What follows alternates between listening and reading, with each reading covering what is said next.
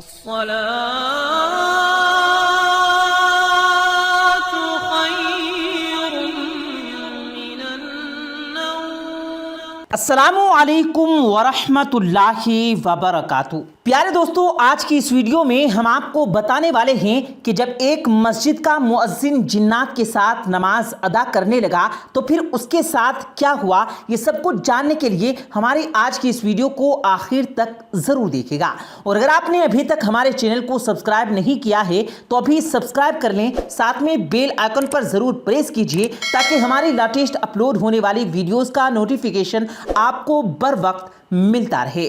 Video کو like کریں، share کریں اپنے دوستوں کے ساتھ اور کومنٹ باکس میں اپنی رائے کا اظہار ضرور کیجیے گا۔ پیارے دوستو، تو چلیے دوستو ویڈیو کا آغاز کرتے ہیں۔ پیارے دوستو، جنات کا وجود ہے یا نہیں، یہ ایک ایسا سوال ہے کہ جس کا جواب ہر انسان الگ الگ طریقے سے دیتا ہے۔ کسی کو اس پر شک ہوگا لیکن مجھے نہیں، کیونکہ قرآن اور احادیث میں یہ بات ثابت ہے، کیونکہ میرا پالا ایک بار جنات سے پڑ چکا ہے۔ اگر آپ مجھ سے پوچھیں تو میں یہی کہوں گا کہ جنات بھی بالکل ہماری طرح ہوتے ہیں، ان میں اور ہم میں بہت ساری چیزیں ایک جیسی ہوتی ہیں۔ جنات جسے اللہ تعالیٰ نے آگ سے پیدا کیا اور ایک دن انسانوں کی طرح انہیں بھی فنا کر دیا جائے گا، ان کے وجود کو ختم کر دیا جائے گا، وہ بھی ہماری طرح زمین پر ہی رہتے ہیں لیکن ہمیں بہت کم نظر آتے ہیں۔ اگر کبھی اچانک نظر آ بھی جائیں تو اور بات ہے۔ کچھ جن برے بھی ہوتے ہیں اور کچھ اچھے بھی ہوتے ہیں، یہ اپنی خواہشات کو پورا کرنے کے لیے انسانوں کی مدد لیتے ہیں اور اس انسانی دنیا میں اپنا وجود بچا کر رکھتے ہیں۔ جن کسے تنگ کریں اور کس کے اوپر سوار ہو جائیں یہ تو کوئی نہیں جانتا۔ اگر جنات اچھے ہوئے تو وہ کسی کو راتوں رات لکھ پتی بنا سکتے ہیں اور اگر وہ خراب ہوئے تو کسی کو بھی راتوں رات شاہ سے گدھا بنا سکتے ہیں۔ ویسے میں نے آج تک دیکھا نہیں کہ کسی پر جنات کا اثر ہو، لیکن میں نے ایک بار جن کو دیکھا ضرور ہے۔ میرا نام سلطان ہے، ایک چھوٹی سی مسجد میں رہتا ہوں۔ جب میں بہت چھوٹا تھا تو میں مسجد کے امام کو مسجد کی سیڑھیوں پر ملا تھا، انہوں نے ہی مجھے سہارا دیا۔ مجھے نہیں معلوم کہ میرے ماں باپ کون ہیں، البتہ میں مسجد کے امام کو ہی اپنا ماں باپ سمجھتا ہوں۔ جب سے میں نے ہوش سنبھالا تب سے میں مسجد کے محلے کے کمرے میں ہی رہتا ہوں۔ میرا کمرہ مسجد کے کیمپس کے اندر ہے، بس اپنے کمرے سے باہر نکلو اور مسجد میں چلے جاؤ، یعنی بالکل قریب ہی ہے۔ مجھے مسجد میں رہنا پسند بھی ہے کیونکہ یہ وہ جگہ ہے جو کہ دنیا داری سے بہت دور ہے۔ مجھے دنیا کی بھیڑ سے الگ رہنا پسند ہے۔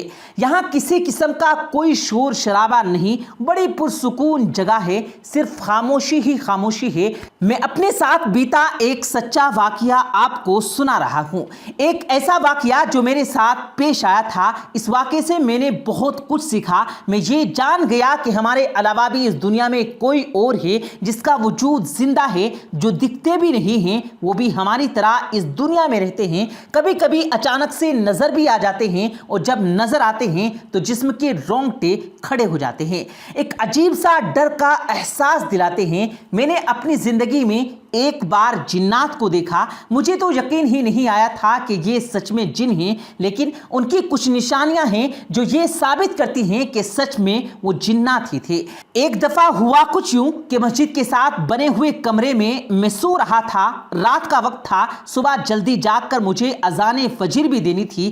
اکثر مسجد میں اذان میں ہی دیتا ہوں، میری ڈیوٹی ہی اذان دینے کی ہے۔ جس دن میں کہیں چلا جاتا ہوں تو اس دن اذان مسجد کے امام دیتے ہیں۔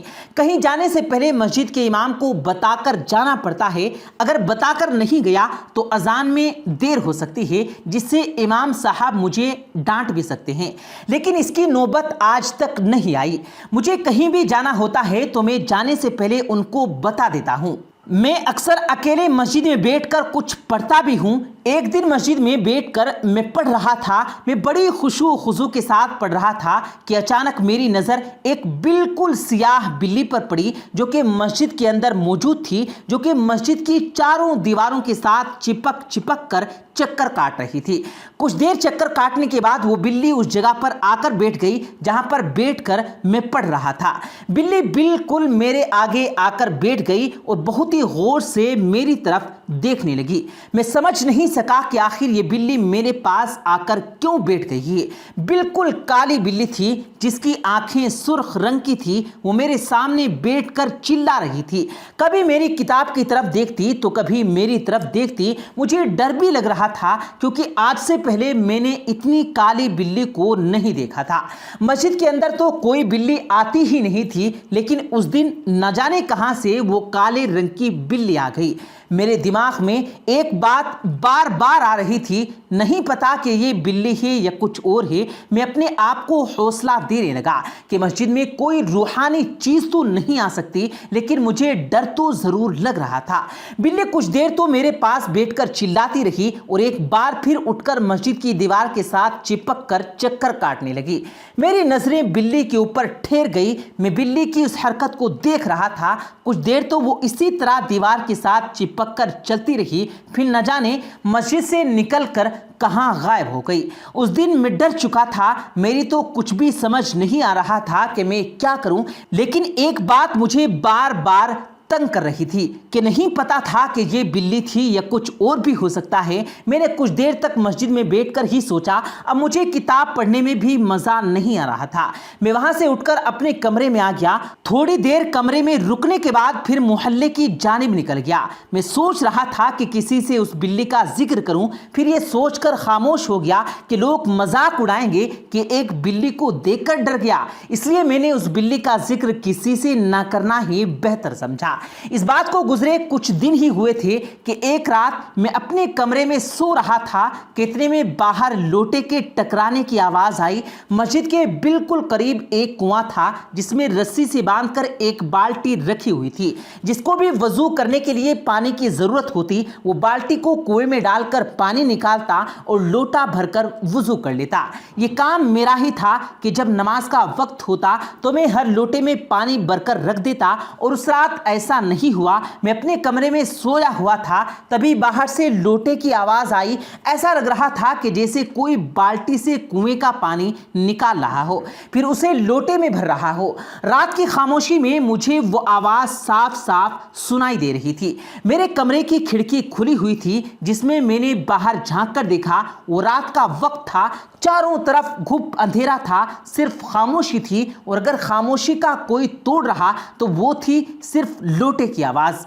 میں سوچ میں پڑ گیا کہ اتنی رات کو کون ہوگا جو کنویں سے پانی نکال کر لوٹے میں بھر رہا ہے۔ پھر مجھے لگا کہ شاید فجر کی نماز کا وقت ہو گیا، اور ایسا ممکن ہے کہ مجھے پتہ ہی نہ چلا ہو۔ آج میں بہت دیر تک سو گیا، ہو سکتا ہے کہ کسی اور نے اذان دی ہو۔ میں جلدی سے تیار ہو کر اپنے کمرے سے باہر نکلا۔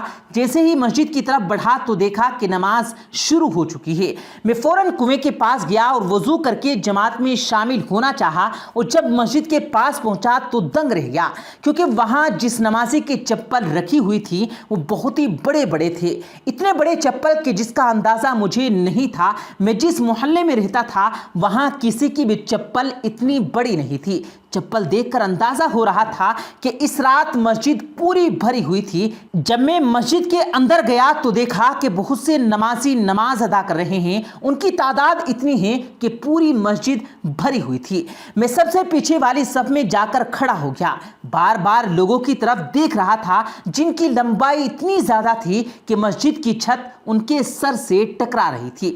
اتنے لمبے لمبے لوگ تو میرے محلے میں تھے ہی نہیں۔ اتنے لمبے لوگ اس وقت نماز ادا کر رہے تھے۔ مجھے بہت ہی عجیب سا لگ رہا تھا۔ اندر ہی اندر ایک شک بھی جاگ رہا تھا کہ یہ لوگ نماز پڑھ رہے ہیں، یہ کوئی معمولی انسان نہیں لگ رہے ہیں۔ یقیناً یہ انسان کی شکل میں کوئی اور ہی ہے۔ میں بھی نماز کی نیت کر کے کھڑا ہو گیا۔ کچھ دیر تک میں نے ان کے ساتھ نماز ادا کی۔ ان کے نماز ادا کرنے کا طریقہ اور میری نماز ادا کرنے کا طریقہ بالکل ایک جیسا نہیں تھا۔ اب مجھے اندر ہی اندر ڈر سا لگنے لگا۔ میرے اندر گھبراہٹ پیدا ہو چکی تھی۔ جب وہ لوگ سلام کے لیے اپنا منہ پھیر رہے تھے تو میں انہیں دیکھ کر دنگ رہ گیا، کیونکہ ان کے کان بہت ہی لمبے لمبے تھے۔ وہ اگلے سلام کے لیے منہ پھیرتے، اتنے میں نے جلدی سے سلام پھیرا اور وہاں سے اٹھ کر بھاگ گیا۔ مجھے پورا یقین ہو گیا کہ یہ کوئی انسان نہیں بلکہ کچھ اور ہی ہے جن کی لمبائی بہت زیادہ ہے، جس نے بالکل سفید رنگ کے کرتے اور پاجامے پہن رکھے ہیں جن کے جسم سے عجیب سی خوشبو آ رہی تھی۔ میں فوراً وہاں سے بھاگ کر اپنے کمرے میں چلا گیا اور اپنے کمرے کا دروازہ بند کر کے ڈر کے ساتھ اپنی بستر پر بیٹھ گیا۔ مجھے یہ ڈر تھا کہ انہوں نے مجھے دیکھا ہوگا تو میری جان تک لے سکتے ہیں۔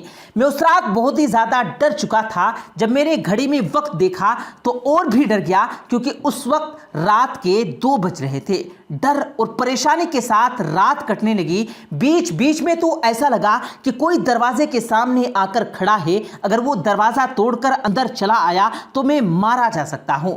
میں اپنے کمرے کے باہر لوگوں کے پیروں کی آوازیں صاف سن سکتا تھا۔